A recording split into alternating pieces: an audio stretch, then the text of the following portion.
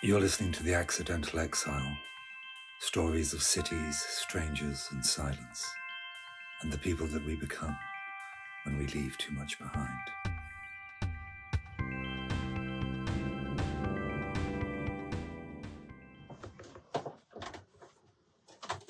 The French Concession. Collect other people's memories. A place doesn't mean anything until you meet somebody who tells you a story. There can be few places like Shanghai's French Concession on a hot Saturday evening in September. Long avenues of picturesque low-rise buildings, occasional darkened villas in French colonial style looming in it in behind high walls. Narrow streets lined with trees, planted by the French to shield us from the sunlight. The French always get it right. They know how to live. I can almost imagine the Chinese at the time saying, "Now why didn't we think of that?" The endless array of restaurants and food outlets, now peppered with every kind of cafe and coffee imaginable. In that Blade Runner vibe, where they'll squeeze a tiny eatery into a garage, then somehow fit a hipster cafe into the cupboard next to it. If you leave a cardboard box out on the street at night, it will be a restaurant or bar by the next day. In a country where entire cities have no sense of place, the French Connection is all place and continues to become a place over and over through each passing decade. Its timeless allure is irresistible. I try to tell myself that it's no different to London's Covent Garden and it's just a bunch of youngsters out for some fun, but I'm still smitten. What's the difference? It may have the same subtle scent of decadence lurking beneath the surface as its Western counterparts in London and Berlin, but it is what it lacks that makes it special.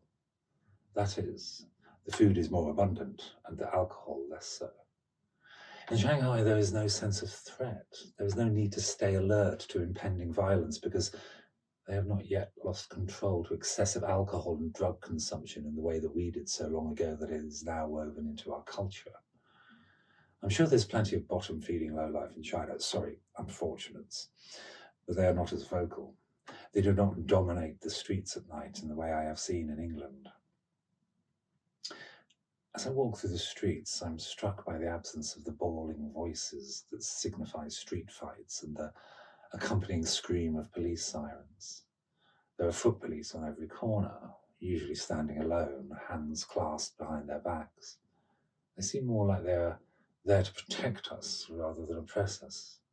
Maybe I'm wrong, I don't know. I only recall one moment in my entire time in China when I felt threatened. I was on a metro platform and I caught sight of 3 young men hovering near me. It was a Friday night, so I was perhaps attuned to the knowledge that this was the danger hour. I began to talk myself out of it, but my instincts were buzzing. Only a little, like a cell phone on vibrate. These men, they were short in stature, lean, and unlike the usual Chinese males, they didn't have that sort of loping, friendly movement about them. They seemed drunken, but they moved with some purpose. But what really caught my attention was their haircuts. Too sharp, like rockers from the 50s. That sort of Asian gangster look. There's little possibility that any kind of gang member in China would be travelling on the metro on a Friday night, but they could be wannabe gangsters. And they may have been short, but that means nothing in a society where the martial arts culture has ensured that even the most unassuming of figures can still be dangerous. But all I had to do was wander down the platform to where the attractive uniformed security guard was standing next to her communications station and wait there. Problem solved.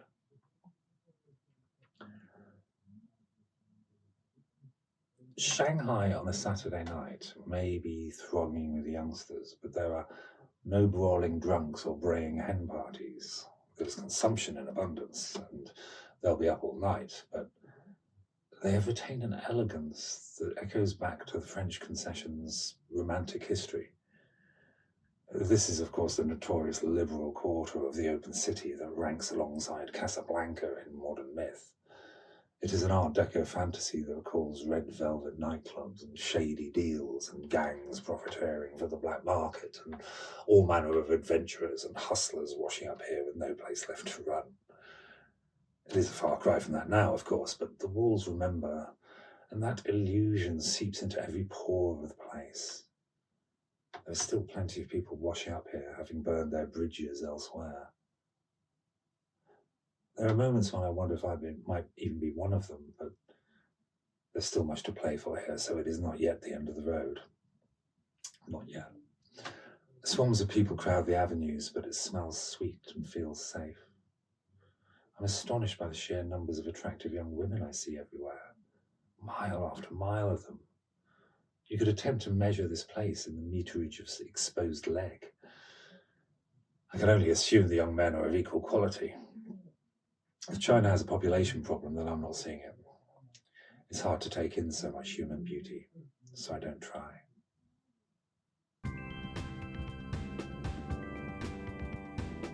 The Accidental Exile is written and read by me, Finley Cowan. If this story spoke to you, subscribe, find more on YouTube and Patreon, and let's keep the conversation unfinished.